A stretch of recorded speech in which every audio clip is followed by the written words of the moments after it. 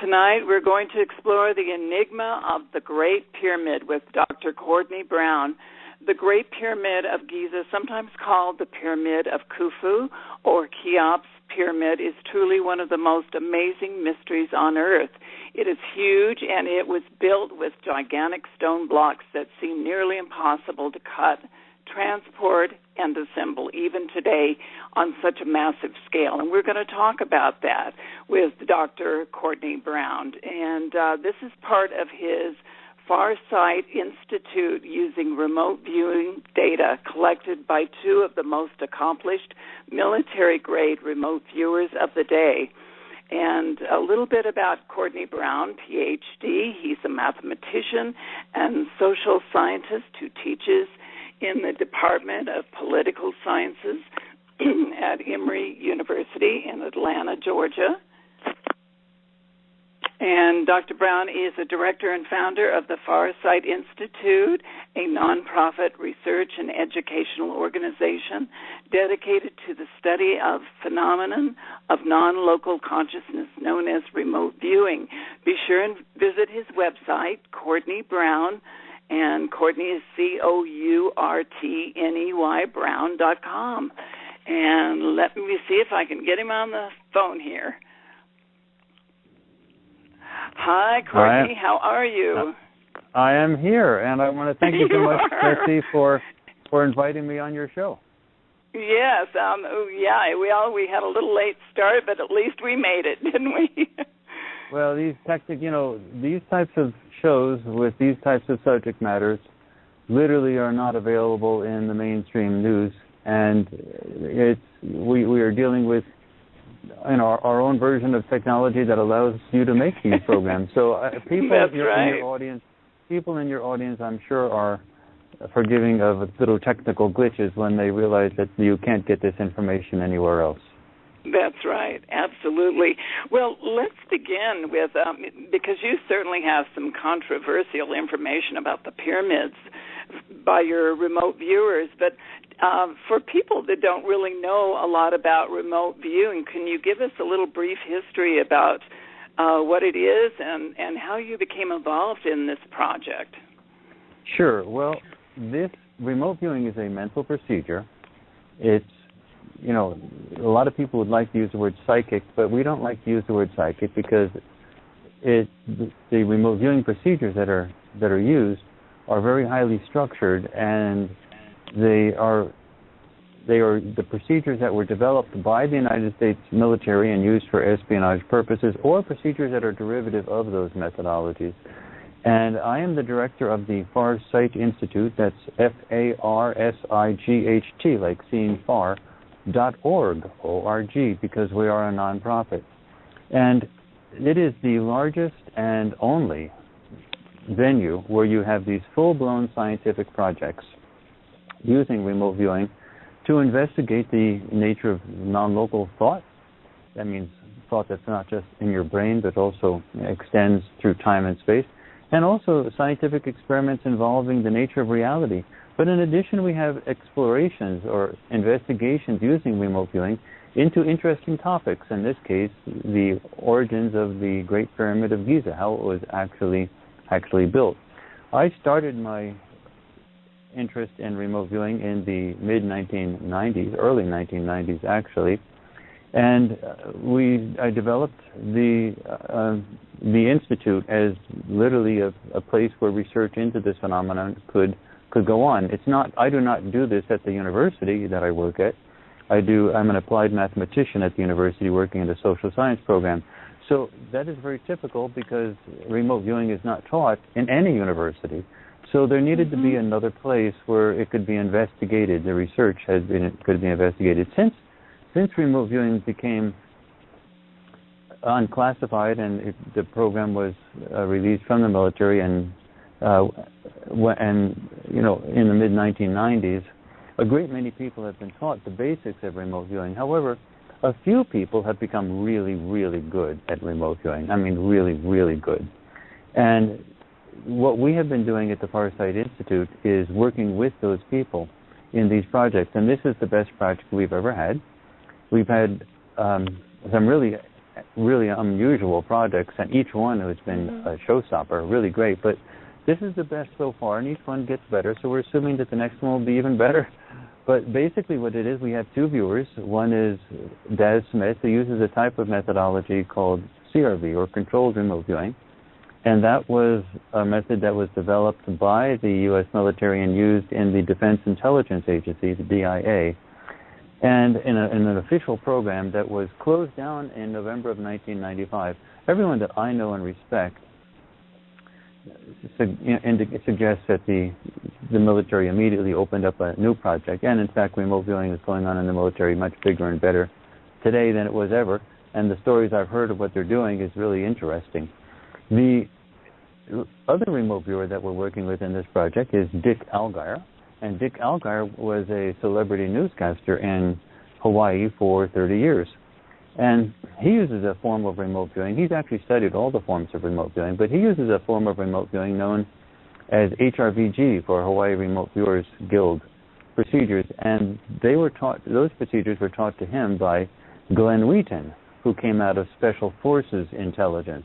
That's a different area, all in the Army, but still out of a different area of intelligence. And that was not an official program in the U.S. Army. That was essentially an unofficial movement within the military, and it later became known as the 1st Earth Battalion, and it was featured in the movie Men Who Stare at Goats, starring Jeff Bridges and George Clooney. So we have two different methodologies that are really quite different in their nature, and two different viewers in this project, but these viewers are the best there is. They are really, really great remote viewers. So what we have done with this project is also revise the way remote viewing is done, and this will be particularly interesting to your listeners who may be new to remote viewing. Because in the past, remote viewing in the military days was always a pen and paper type of thing. But those procedures had a lot of arcane elements to them, and you had to actually know something about the methodologies. They were quite complicated in order to follow along with what's being done with the doodles and the special vocabulary and so on. So it was, generally speaking, an uphill battle to convince people that the remote viewing data was clearly describing what they call targets, or things that they're supposed to be perceiving under totally blind conditions. Remote viewing is always done under blind conditions.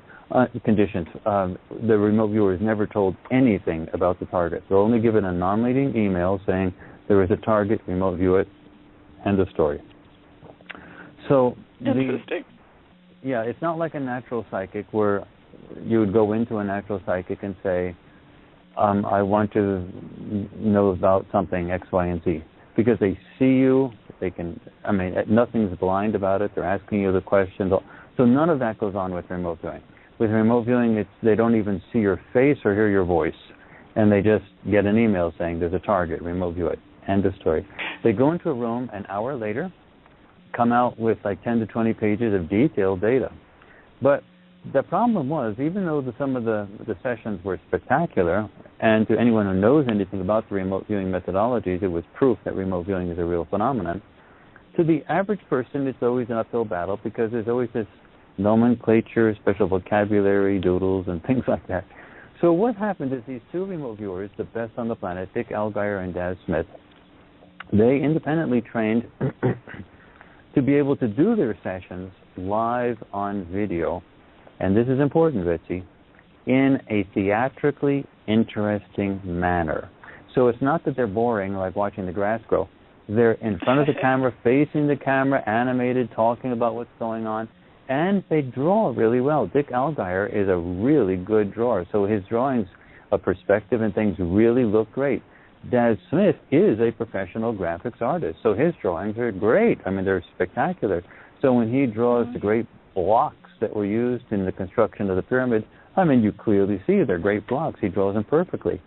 And they describe them perfectly. They describe them as, when Dick Allgaier does the video, and when Dick Allgaier describes the Pyramid of Giza under totally blind conditions, he doesn't just sort of sketch something with sloping sides. He draws the pyramid, and he calls it, this is a pyramid. And he describes it exactly with the desert environment and so on. He was the only one in the room when doing it. He set up his own camera to do it. The quality of the video is actually very good in terms of technical terms.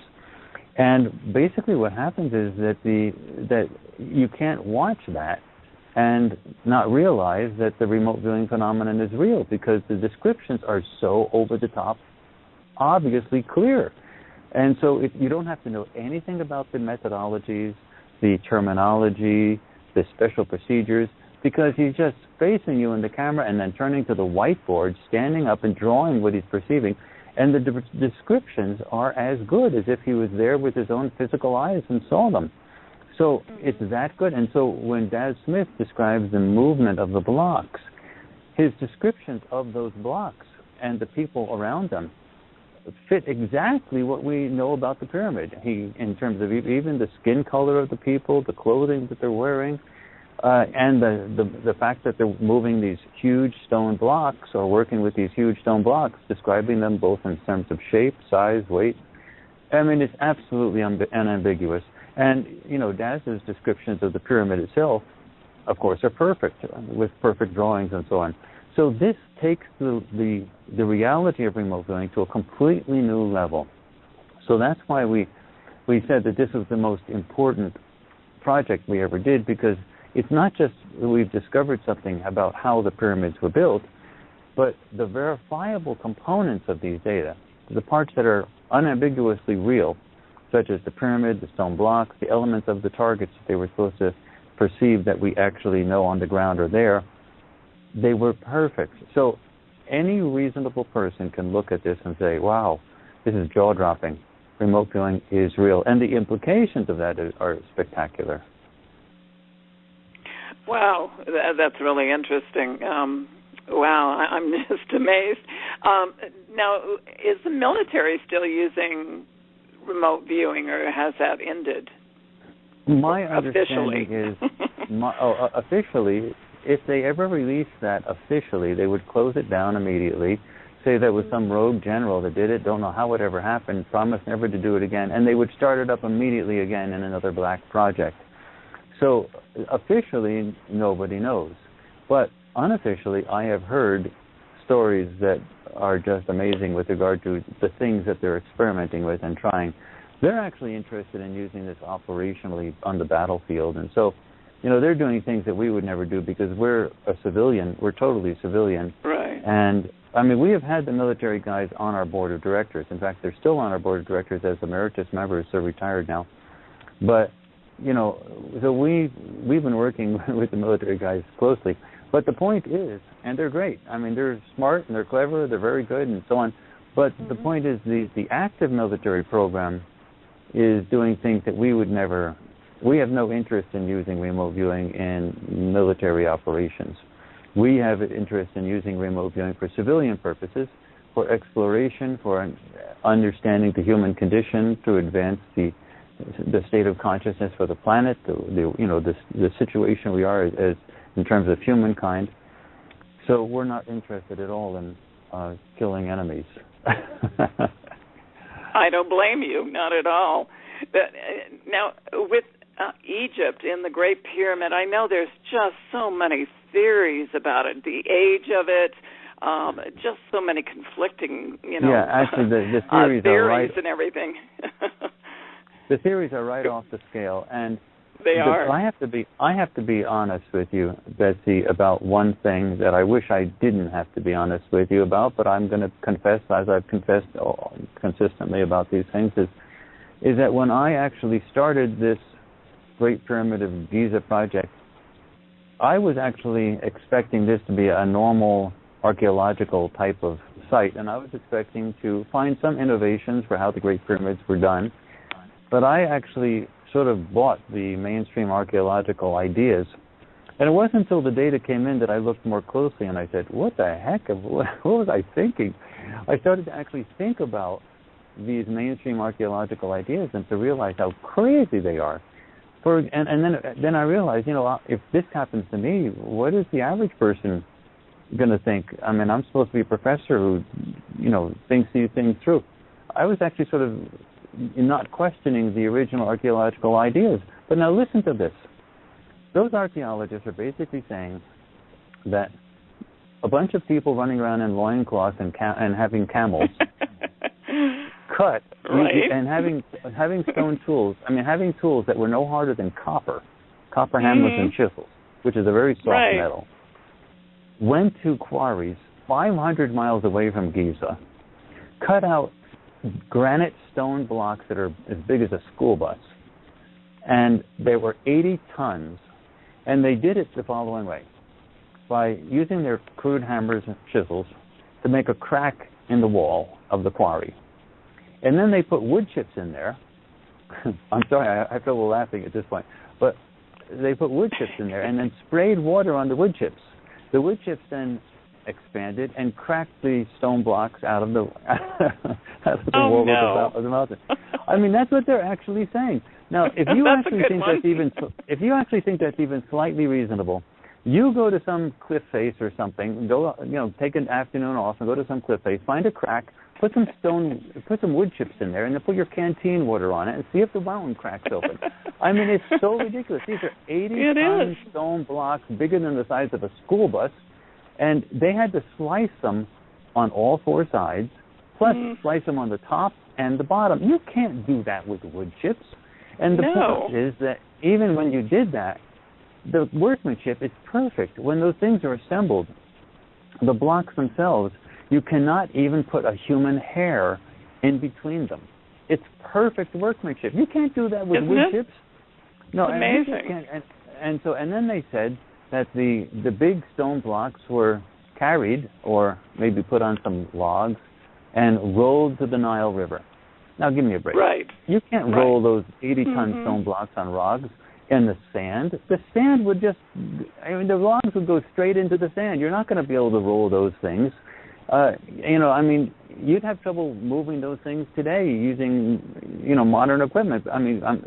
But the point is that you can't just roll those things on logs over the sand. I mean, it's just crazy. And then once you got them to the Nile River, how are you going to pick them up and put them on a boat? Now, these boats are supposed to be made of reeds or wood. Now, give me a break. An 80-ton stone block. Let's say you could pick it up and put it on the block using, manual labor and a couple camels. Let's say you could do that. The boat would sink to the bottom of the Nile in a half of a second. Sure. It would just go bloop and it'd be down there. You can't do that. Now, there are some pictures in Egypt of stone blocks on boats, but those are smaller stone blocks. These big ones, it's just ridiculous. And so how did they get them 500 miles from the Aswan area where the granite quarries were to the actual Giza area where they were assembled? Moreover, if you think about it, they say that the pyramid was constructed over a 20-year period. Okay, but now listen, Betsy. If they did that, they would have to have cut 12 of those stone blocks out of the mountain. Perfect engineering, total perfect workmanship. Take 12 of those, move them all the way to Giza area, and fully install them, 12 of them, every hour of every 24-hour day and night for 20 years. Now, give me a break. I mean, Betsy, at this point, there's no way. So the issue is the mainstream idea for how those pyramids were built is just nuts. And even the mainstream archaeologists, after they finish telling you what their theories are, they then still look at you and say, but it is a mystery how they did it. Meaning they don't know how it was actually done. So what we did is we did this remote viewing study using the best remote viewers on the planet Earth, and they came in with spectacular data. Now, we always have to remember that the data come in two forms. The first is verifiable data. That means, do we get clear pictures, images, and descriptions of the pyramid and the stone blocks and the mining, the idea of mining? Are they remote viewing mining? Or are they remote viewing, Kim Kardashian having a water ski event on the Pacific? Are they describing the exact target correctly? Now, on that level, in terms of the verifiable elements of the target, they did perfect. Their accuracy was really spectacular. Now, given the fact that the accuracy was so great, and you can see it live on video, that then you have to then say, well, what else did they get? What new information? So then they had information about how the actual mining was done and how the blocks were moved and other elements that were involved in it. And then, and given the fact that the verifiable information was so accurate, it produces a great deal of credibility to the new information. And then you have to say, is the new information believable more than what mainstream science is saying about, mainstream archaeology is saying about how the pyramid was built? So if you look at what we have discovered about how the pyramid was built and compare it to what mainstream archaeology is saying, the case that we make is rock solid versus the case that the mainstream archaeologists make, which is totally impossible. So basically what happened was that there was extraterrestrial involvement and high technology being used. So what I would actually recommend people to do is to go to the Institute's website, which is www.farsight.org, Farsight, and look at the announcement video, which is on the Institute's website. And the announcements video is right in the front, right on the top. It says Farsight Planet 2014 and the Great Pyramid of Giza. Watch that. It's 40 minutes. And that 40-minute video has 25 minutes of the actual full documentary that is about the Great Pyramid of Giza. So you get to see some of the descriptions that Dick Allgaier and Daz Smith are doing of the verifiable components, and it sort of shows you the sort of overall picture of it. And, then they can actually watch the full documentary should they want to, and so on. The only other thing, if you don't mind me mentioning this, it's a bit of a plug. I really would like to encourage people to sign up for our free newsletter. It's free, and we never give the emails out to anyone, but we are a nonprofit, and we don't have any advertising money to let people know what we're doing. So you have to actually sign up for the newsletter for us to contact you once a week and let you know what's going on. We send out the newsletters on Friday, and they even have a comic from the celebrated cartoonist Vic Guiza. Anyway, the free newsletter, it's at the bottom of the navigation bar on the left. Just click on the big banner that says subscribe to our free newsletter. Put in your email address. We never give the email addresses out to anyone. And then you're ready to go. And once a week you'll hear from us about what's the latest. So anyway, the basic idea is that there were extraterrestrials involved. And we have never given extraterrestrial targets to our remote viewers at the Farsight Institute in recent memory. And the reason is that we had military people on the board of directors, and they simply didn't want any extraterrestrial content whatsoever. So I wasn't expecting extraterrestrial content, and we were not, looking for extraterrestrial content. But these are great viewers, and it just happened. So these viewers actually discussed basically two different groups, extraterrestrial groups. But the first group was described by Dick Allgaier when he was looking at the miners. Now, the miners were actually different from the people who assembled the pyramid. The people who assembled the pyramid were people like you and I, normal humans. But the miners were actually clones, genetically engineered clones, short, they all look the same, that type of thing. And the reason was that the technology that was used to cut the stone from the walls of the quarry involved high-energy mining tools that basically had like a laser beam type thing that sort of sliced it. And that is how come the stones were perfect. They were literally sliced out of the quarry walls. And the quarries and the process of mining itself produced volcanism. It means in the sense that when they sliced the rocks out, they were melting the rock on the sides. And that produced a tremendous amount of extremely toxic fumes, meaning if you go to the edge of a volcano, you can't just breathe the fumes. You die in an instant. You have to have protective gear and air, not only air filtration, but sometimes you have to carry your own oxygen. I mean, going to the edge of a volcano, which scientists do sometimes, they have to have special filtration and they have to bring their own air with them. So normal humans could not mine those big stone blocks the way they were mined using that technology. So these genetically engineered clones, they were designed so that they could withstand those toxic conditions a little better. Now they also had some masks that produced some filtration as well as eye protection, But they essentially became defective and were discarded, and then a new crop was used. So they also had very minimal intellectual capabilities. They didn't have like dreams for human fulfillment, that type of thing. So they were minimal beings in that sense.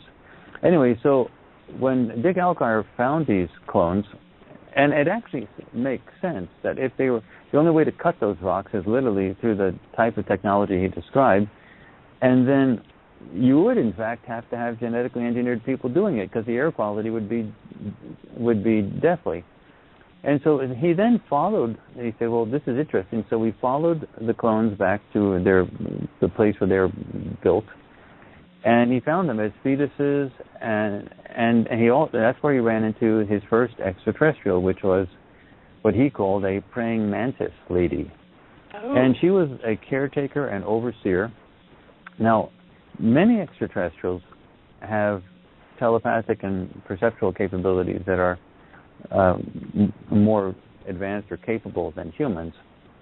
So it was not much of a surprise when Dick Algar noted that she could perceive him remote viewing, and she was not pleased at all. She basically told him to get the blankety blank out of there.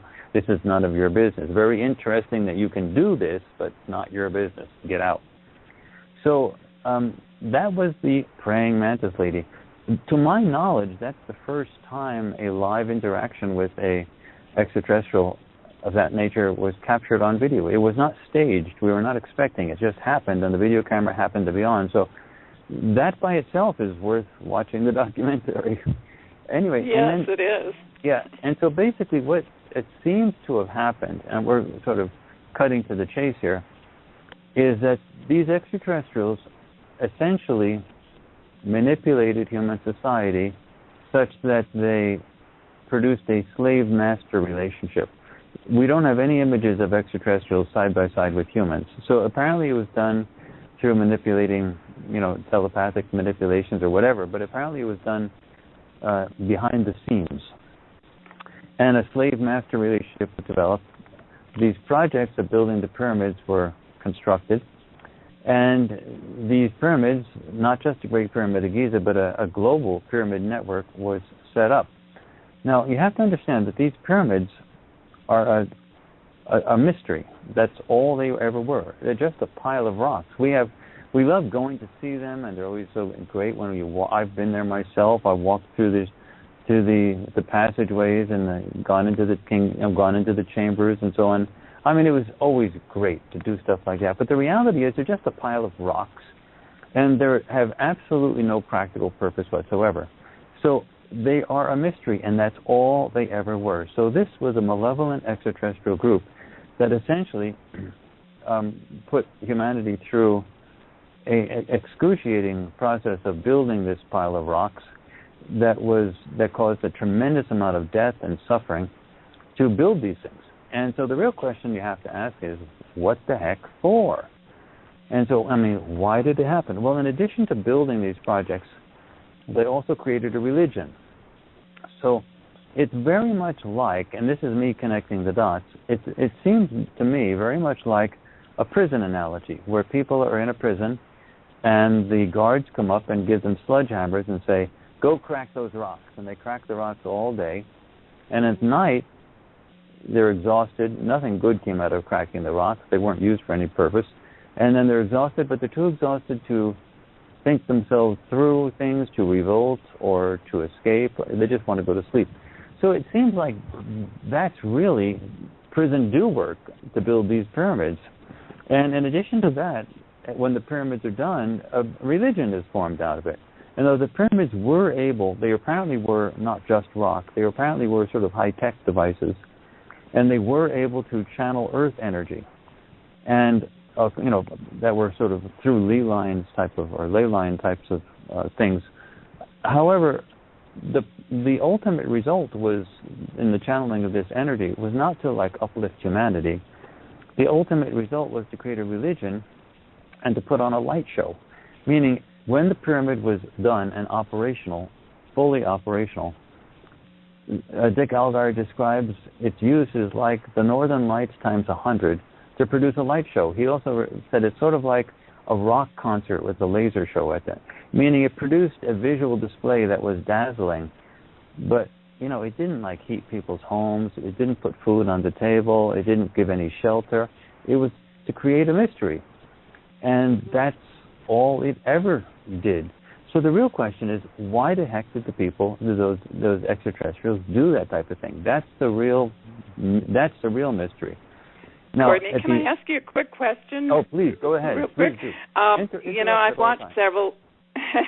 I've watched several YouTube videos that show that what you were saying about a laser type, some kind of device actually forming the blocks, and what they say is that they have found these smooth electric type saw marks. So that goes right hand in hand in what you were saying. And also I wanted to comment, about Edgar Cayce. He mentioned that in Atlantis, they were creating these horrible creatures that through DNA that were half human, half animal, and they used them for workers. Now, does that kind of play into what you were saying about these extraterrestrials and what they were doing? Well, it does suggest that the genetic capability of doing things like that is possible. I mean, you have to understand, genetics are just elements that they put together, and they can mix all types of things. We're in our infancy in terms of understanding how genetics can be done.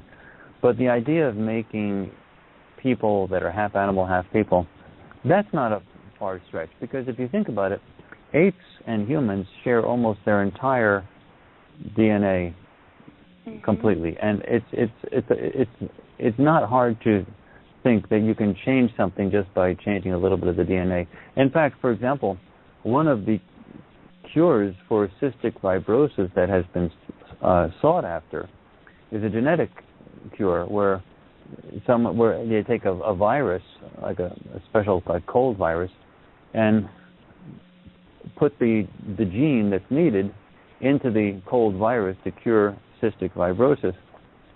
And they did some early experiments with it, and actually about 50% of the cases actually were cured, but the other cases died because there was no way to control the virus so that it put the correct genes in the right spot.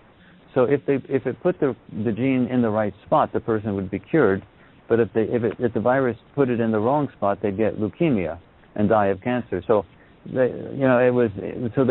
stopped that list of experiments. But the point is that fiddling with genes is sort of a normal thing that people have investigated in the past and are going to continue to investigate. So the idea of creating humans that have a minimal intellectual capability that thus would not revolt, they would not object, that's just they were built to do certain things and that's all they do, and that would have more rigorous capabilities with respect to surviving, at least for a while, the polluting environments in very toxic mining situations. That is entirely reasonable given a more advanced understanding of genetics and an extraterrestrial race that had it as a motivation for wanting to build these great pyramids. So yeah, I mean, they couldn't have done them. They couldn't have done they could not have done the mining with normal humans. So they had to solve that problem, and that is a way to do it. Right. And I know you mentioned, or I've watched you, listen to you anyway, talk about levitation with these, gigantic megalith blocks. That's how the blocks were moved. Now, Dad Smith, he was the one who focused on that, and that was done live on video, so you can see it. The descriptions are as clear as day. When the blocks were moved, they were moved by floating them through air. So there was no need to actually use physical manpower to push anything. There was no need to use logs that would have sunk into the sand anyway. So the thing simply floated. And so they had between 8 and 10 people per block, and there was no pushing physical effort needed. The blocks floated, so the workers just needed to place them or insert them into place. So it was just manipulating them into place. It was not like a heavy work environment. Now, for those of your audience that may be rolling their eyes and saying, oh gosh, now levitation. Well, levitation is actually pretty well known to us now. If you go to YouTube and do a search for acoustic levitation, you'll see lots of examples of acoustic levitation. Dad Smith said that sound was involved in this levitation, but it was not just sound. It was what he called sound plus. Now, with respect to other means of levitation, we have like the maglev train, the big train in Japan, the train that is a magnetic uses magnetic levitation to go 200 miles an hour, and it doesn't touch the tracks at all. And so the train that is very comparable in terms of size and weight with respect to some of these blocks.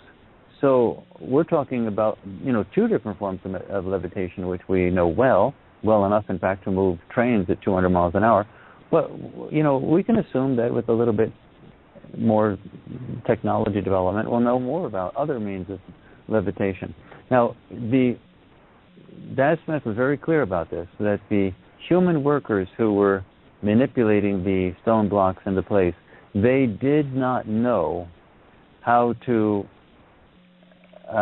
they did not understand how the levitation technology worked. They did not develop the technology. They didn't understand it. It was essentially magic to them. And the job that they did was just to manipulate the stone blocks into place. So this technology was clearly an advanced technology, but the humans were not running the show with respect to that. So here we clearly get an example of something that seems like extraterrestrial involvement in the application of these things, and the humans just sort of going along with it. So that's what it seems like. So yeah, the stones got into place, and that, in fact, is the only way that Great Pyramid of Giza could have been built, and the other pyramids could have been built in the first place. There's no other way you could have gotten those big blocks into place in such a short amount of time.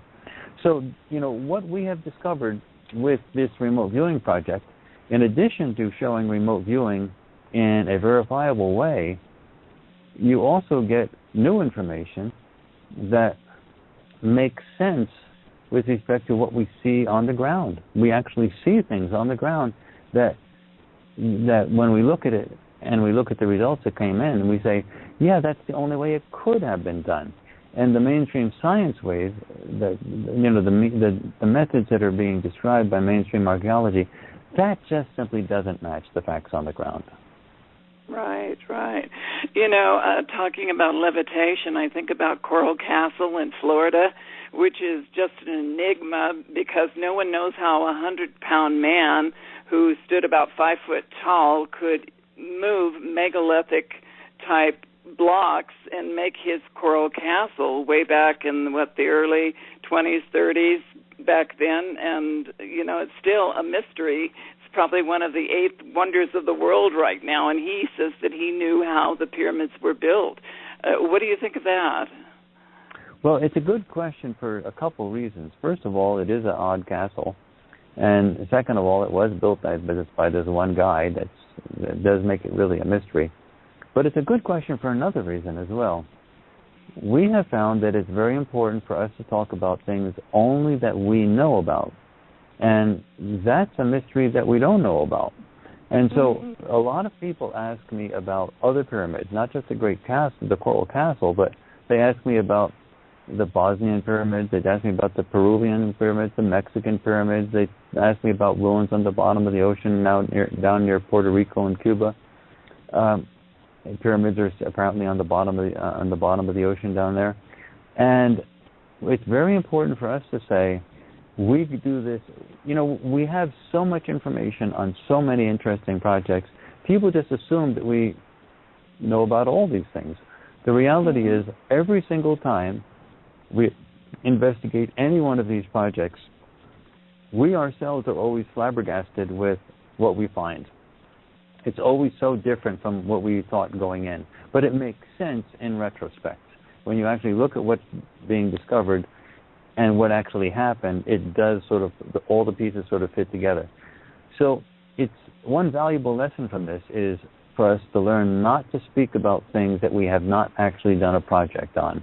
Because in general, every time we do a project, all of our old ideas turn out to be misconceptions, and we have to throw them all out, and we have to start over again, and we learn by doing. So that's the situation we're in right now. So I want to use this example of Coral Castle to let people understand that there are limits to what we can say, because if we haven't actually done it, we really don't know what we're talking about. Right. Do you know how old the pyramid might be? I mean, there's so much conjecture about that's a the good age. Question. That's a great question because you cannot carbon date rock. Right. So the real thing is that we did a project before this that was released last year called the Atlantis Project, and that was a project that was based on Google Earth imagery, really clear, that looked like an ancient civilization ruins on the bottom of the ocean, 1,000 miles west of Morocco and Portugal, 3 miles deep.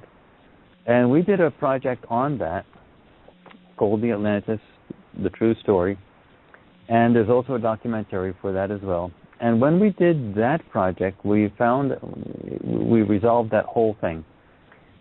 70,000 years ago, and we know the dating, 70,000 years ago, there was a technologically advanced civilization on Earth. It was us. It was our ancestors. And they destroyed themselves through their own use of secrecy cloak science, the same way we're using secrecy cloak science today. I mean, we're just repeating our past behavior.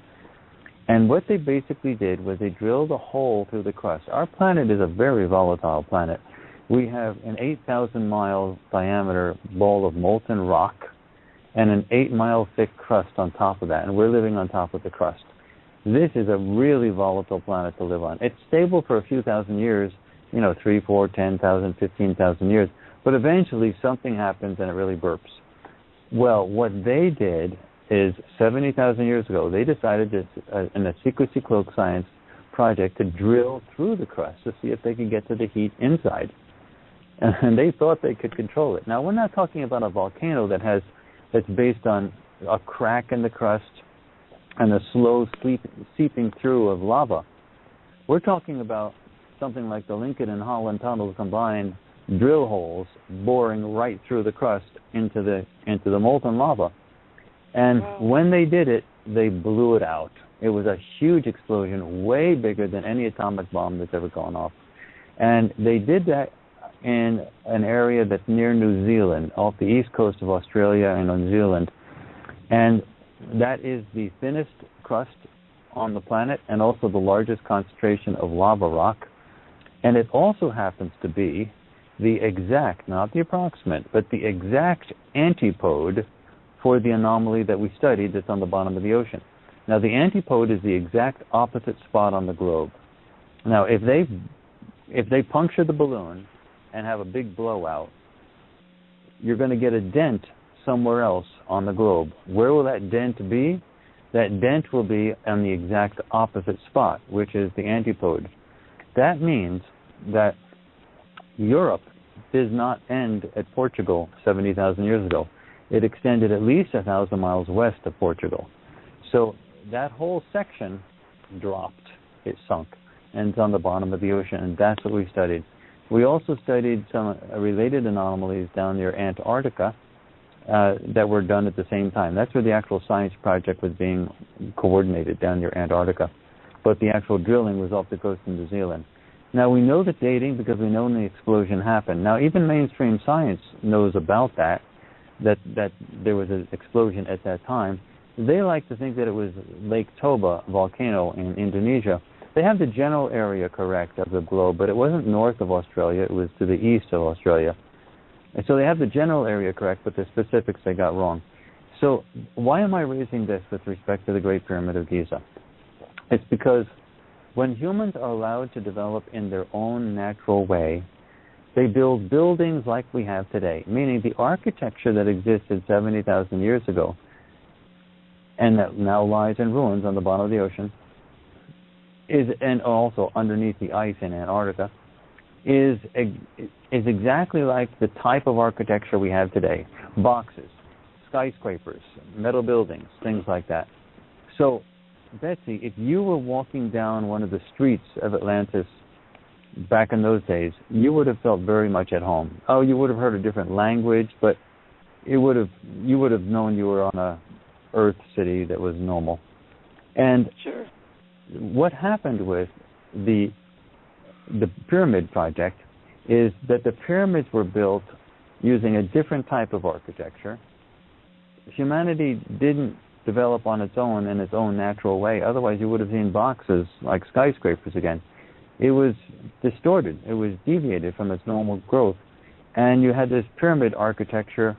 You had this manipulation of the society to become slave master. That didn't seem to happen during the Atlantis period. And so really the only thing we can really say about the Great Pyramid of Giza is that the pyramid construction happened somewhere between 70,000 years ago, which is when the Atlantis thing happened, and now. And since we know from the biological genetic evidence that almost everybody was killed off during the Atlantis debacle, there was only 2,000 to 8,000 surviving pairs of humans, meaning there may have been a few more humans that survived, but they weren't having babies. The baby-making pairs were only 2,000 to 8,000 pairs of people, and every single person on the planet Earth today is genetically related to the exact same 2,000 to 8,000 pairs of people. Whether you're Aborigine, African, or Caucasian, Asian, no matter what, it's all the same 2,000 to 8,000 pairs of people. So that population had to grow to be sufficiently large. The civilization had to basically, the civilization didn't really, it had to build itself back, but also you had to have enough people to do the Great Pyramid of Giza. So it's more likely that the Great Pyramid of Giza happened more close to our time than 70,000 years ago. So that doesn't give you a perfect answer, Betsy, but at least it gives you a ballpark answer. So if you're starting to think maybe 10, 15, 20,000 years ago, you're probably in the right realm. Mm-hmm. Right. Did you ever do anything about the remote view, the Sphinx, and what might be underneath it, the Hall of Records or anything? Yeah, it's one step at a time. But what we did find out about the Great Pyramid of Giza is so mind-boggling and so credible, given what we see on the ground today. We can at least say we've solved this problem. So there are other problems that need to be solved, other mysteries that need to be solved, and the Sphinx is one of those. But we can't give the remote viewers the Sphinx anytime soon, because all of our projects have very clear target definitions, and they're all different from each other. If they started getting projects that were similar to each other, then they'd start getting an idea of what the next project would be, and they wouldn't be working under totally blind conditions. So we have to really keep them, we have to keep them off guard. Sure. So if we ever do the Sphinx, we'll have to do it sometime in the future.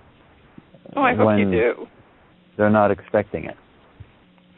So how many DVDs do you have out now?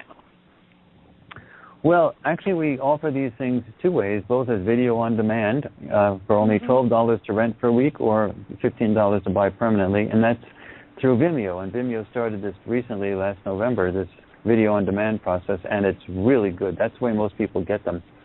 And so, and you can get to them right here right on the website, farsight.org, by clicking on first watch the 40-minute free thing, the announcement video that's at the top of our website, and then right underneath that you'll see the Great Pyramid of Giza banner. Just click on that, and it will have something that explains the project, but also gives you links to connect up with Vimeo, which is where you get it on demand. But we also sell it as a DVD using Amazon. But you have to decide yourself which way you want to get it. But we've also done the Atlantis project, and that's also available as a video on demand at Vimeo, and it's also available as a DVD. So people have their own preferences for how they want to watch these things. But we also have a few other DVDs as well. There is also a DVD for a project that was not actually an official Farsight project. Remember, I am not the Farsight Institute. I am just one person. I am the front man for it, in the sense that I'm the person that people see.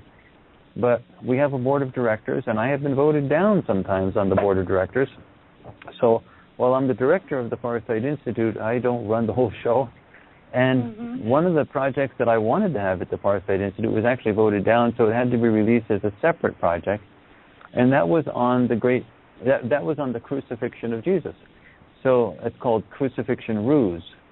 And so that was a very interesting project, because that was a project where we were comparing two hypotheses. One was the hypothesis that is the biblical hypothesis of the way the crucifixion happened, and the other was a hypothesis that corresponded with Seth material, which was channeled by Jane Roberts, which basically said that Jesus wasn't crucified, but in fact it was a ruse and somebody else was crucified in his place, and that Judas played a very brave part in getting that orchestrated. And so we did a test of that using Daz Smith as the remote viewer, and all of the data came back actually with 100% support for the Seth approach to what actually happened, and nothing supported the biblical approach. Anyway, that has its own website, but it's not an official Farsight project. That website is www.crucifixionruse.com, and that's available as a DVD sold out of Amazon. Let me ask you this. Your theories are so far out there. Your remote viewing, what you've uncovered, is incredible information. But I was wondering what your peers think of what you're doing in your remote viewing. What kind of... At the university? Yes. Yeah, well, actually, in the beginning, when I started this in the mid-1990s, early 1990s, people actually thought I was, not just at my university, but all over, thought I was deluded. That I must have lost something. But now the environment has changed, and now nobody's laughing. Nobody's laughing whatsoever. And it's, we have really center stage right now. But what really surprises me is how few other academics, I'm still the only academic that studies the subject of remote viewing. Even though I do not do it at the university, there's still no other academics around. But none of them, there's no criticisms anymore. There's no laughing and no criticisms. It's sort of a holding your breath, sort of a holding your breath moment that I can't believe that, I'm still here and it's still working, and the data are getting more and more convincing. So this is a very interesting time period for me, because I love the idea of being able to have the stage all by myself. But eventually that will go away. Eventually there'll be other academics who study this stuff. But I'm enjoying the moment while it is. And, I used to speak with John Mack, the late John Mack, who was former professor of psychiatry at Harvard Medical School. And he was still a professor when he died, of course. But he studied the so-called UFO abduction phenomenon. And Harvard tried to actually get rid of him. They tried to actually revoke his tenure in a year-and-a-half inquisition that was finally ended only when Alan Dershowitz wrote, the famous lawyer, wrote a column in a local Cambridge paper saying his constitutional rights, as though his tenure was being violated. And then the dean, a week later, closed the book on it and said, he can do whatever he wants.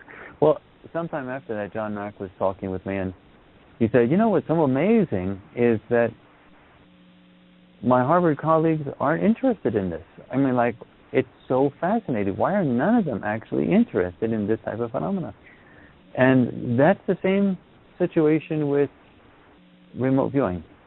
But, I'm sort of saying it is absolutely amazing that they're not doing it. Although, the eyes are wide open and they sort of can't believe their eyes.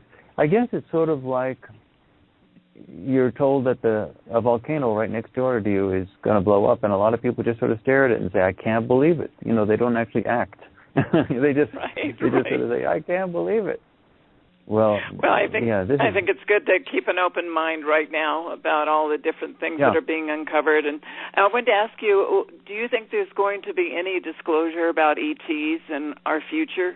Actually, in the Farsight Planet 2014 video, which is the announcement video right on the top of the Farsight Institute's website, I describe and I explain the disclosure issue. Disclosure never comes about through the authorities. A disclosure dilutes their authority. Authorities hold secrets. That's what gives them authority. They are people who know, and as soon as everybody else knows, they're really not authorities anymore. So the authorities, governmental authorities, industrial authorities, things like that, they never ever do a disclosure. So expecting them to sort of fess up and talk about extraterrestrials is simply not going to happen anytime soon. So disclosure is about, real disclosure is about the people seeing unambiguous evidence for themselves with their own eyes. And that's what this whole new project, the Great Pyramid of Giza, is about. Because with the remote viewing content being so obvious now, they don't have to wait for a presidential announcement or any other authority to say that remote viewing is real. People can see it with their own eyes and say, oh, I get it. For example, President Obama, 4 weeks ago, was the first president on record ever to acknowledge that Area 51 exists. Now, everyone knows that Area 51 exists. They have tour buses that go past Area 51. They have people camping out outside of Area 51. I mean, there's an Independence Day in the movies with Will Smith. Everybody knows about it. The authorities only admit things like that when everybody else in the world is laughing at them because it becomes a ridiculous factor. So you don't ever wait for authorities to do disclosure. Disclosure has nothing to do with them. Disclosure happens to do only with the masses themselves, the people themselves. They have to see the evidence with their own eyes so that they don't need the authorities to tell them what to believe or not to believe because they've seen it.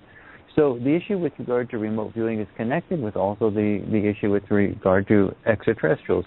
This is the type of thing you need to see the documentary for because then you see it with your own eyes and you don't have to wait for the so-called authorities to tell you what to believe or not to believe. Right. Well, we've run out of time, Courtney, and it's been great getting you on the show and hearing all your information. But would you give out all your website and everything again? Sure. It's www.farsight, Farsight, like seeing far, .org. And if I can encourage people to watch the top video that's at the top of the screen, top of the web page, called that discusses the Great Pyramid of Giza. That's the first thing to watch. It's free and it's right there. And then also, if you could sign up for our free newsletter, at the bottom of the navigation bar on the left, you'll see a blue banner that says subscribe to our free newsletter. We don't have any advertising money, so that's the only way we can tell you what we're doing. We never give out the email addresses to anyone, so there's no reason not to, and it's free. So if you could do those two things at farsight.org, that's a lot, and that's great. Oh, well, thank you so much. And again, thank you for joining the show and sharing your stunning information. And listeners, I want to thank you, too, for joining us tonight. And be sure and keep those rainbow visions in your heart. Bye, and thank you again, Courtney, for joining the show. Thank you, Betsy, and God bless, and it's been a pleasure and an honor to be here. An honor to have you on the show. Thank you. Bye-bye, everybody.